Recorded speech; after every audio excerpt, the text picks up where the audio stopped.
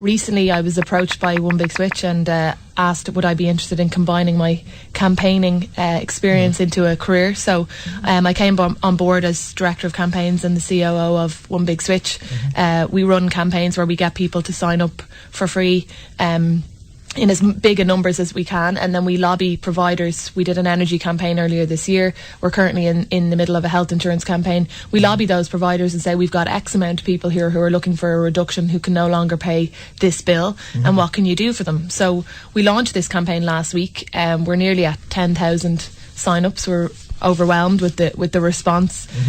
People are logging on to onebigswitch.ie. They give their name, they give their email address, and they give their county. That's it. And we basically run a campaign from there, going around to providers and saying the numbers are growing all the time. Health insurance is no longer affordable for people. When we ran the energy campaign, we asked them what they wanted to see in terms of future campaigns, and health insurance was 100% the overwhelming answer. And we're seeing that in the numbers now. I mean, 10,000 within a week is a lot, and that's, continuing to grow. Okay. What was the thinking behind this? Because my feeling is that the reason why somebody like myself would sign up and essentially ask you to go and do that work for me is because there's a convenience side to it without a question, but also the economic side. Are you saying that if people essentially do this work on their own, you're not really likely to get the best deal, that it's the economies of scale that's going to get you the deal rather than some personal relationship you might have with an anonymous broker? Yeah, well, absolutely. I mean, I think people have been shopping around when it comes to health insurance for a long time. The reality of it is that since 2007, 2008, upwards to 300,000 people have dropped their cover, but largely responding to affordability.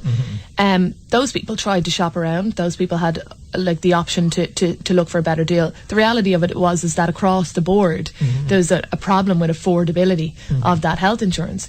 We have lifetime community loading coming in next year. We know that the vast majority of people who've dropped out are younger. So what we end up having is a system that's disproportionately aging, driving policy or driving the premiums up, and a system that's not going to be sustainable. Everybody has a story or has heard a story about somebody, and waiting lists in the public sector. I think the public system is overwhelmed as it is. And what we need for a healthy health insurance system in Ireland is a good span of age groups, but that needs affordability. So I think that the economies of scale is the vital thing here. I go into a provider, which I'm doing at the moment, and talk to them about how many people we've signed up. Obviously my bargaining power to a provider is vastly increased if I've got 10,000 rather than 5,000, or 100,000 rather than 50,000. So when I go in and say I've got these people, they want to sign up, they'll sign up with you, but give us the best deal you can give us the best discount you can give across a broad range of your products, and whoever gives us the best discount will be the provider that we will offer to our members. A couple of things then come to mind just listening to that, Sarah. My familiarity with the Irish insurance market is largely through motorcycle insurance, where you had very little choices. So it didn't matter what sort of deal you were going looking for. It was largely a seller's market because there were so few. How does that work out in the health insurance? Again, I don't have private insurance, so I'm not familiar. How are we served, shall we say, by suppliers? Yeah, I mean, it's obviously a little bit more complex than the energy, which was just like for like and switching from one provider to the other. The way it will work is that my focus when I'm in negotiations is to get a discount across as broad a range of policies as possible, because obviously the policy that's of interest to a 31-year-old female who's planning on having a baby in the next year is very different from the policy that's of interest to the 55-year-old male who's got 3 children. So one policy would never work because it's not going to work for us to sell one policy to people, because it would only be suitable for a small number of people.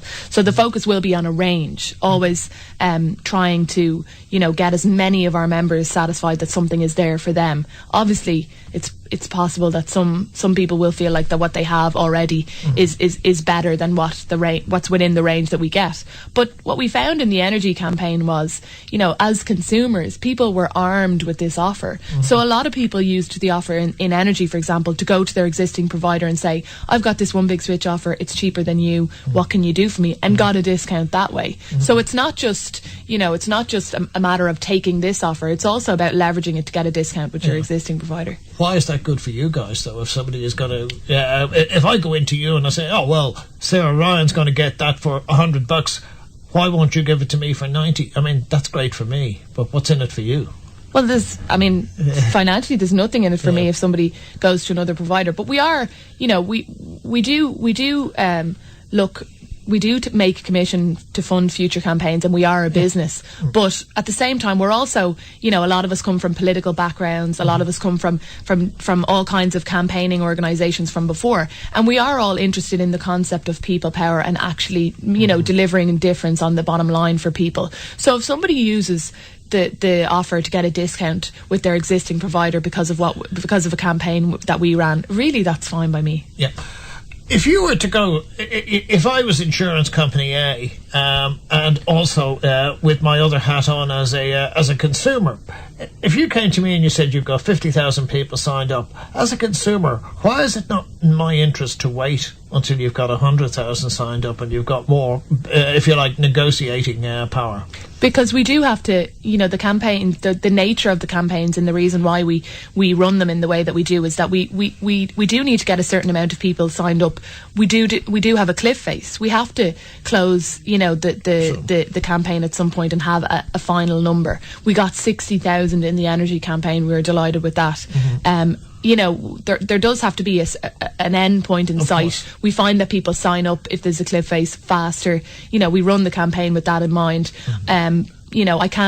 I have to have some kind of closing figure in mind with the providers to better the negotiations. But obviously, we want that number to be as high as possible. We want people to go onto onebigswitch.ie and sign up.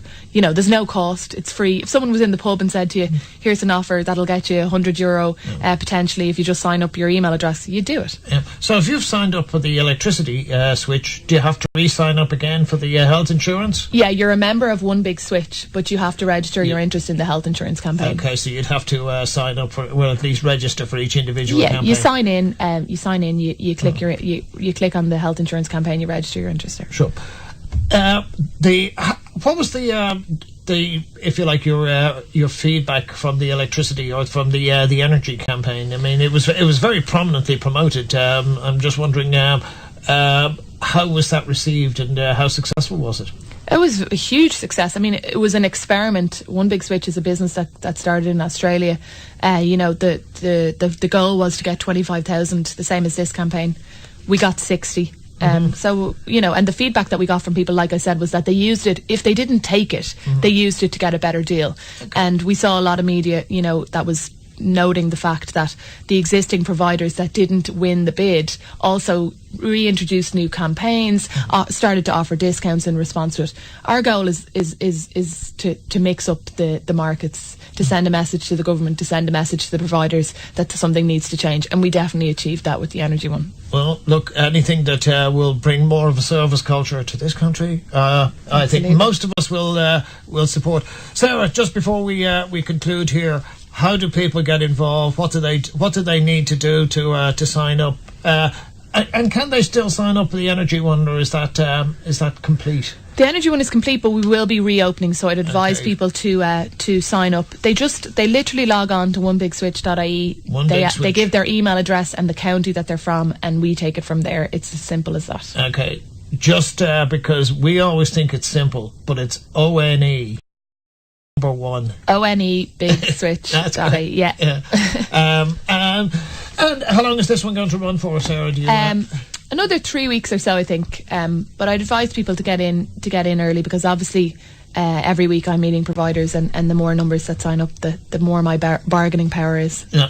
And how did the budget help? Is that does that give people an even greater incentive to start shopping around for health insurance? Yeah, I mean, I was kind of hopeful there might be some levy decrease or something in the budget for health insurance, but no such luck. So I think as far as people who are struggling with affordability of health insurance today is much the same as yesterday, in that there's no significant price change there, and things will continue as they are unless something gives. Yeah, but all those extra tax rates or whatever it is that people are going to have loads of money now, and it's going to be a wash, and we're all going to be buying houses and everything. So yeah, maybe. Who knows? Sarah, any chance of seeing you back in the front line of politics, or are you happy to leave that to others at the moment? I'm definitely happy to leave that to the others for the moment. Yeah, look, gender quotas are be coming in, Sarah, so we'll be keeping a close eye out, because let's be honest, it was mainly men that got us into these problems. So who knows, maybe we'll have a new generation,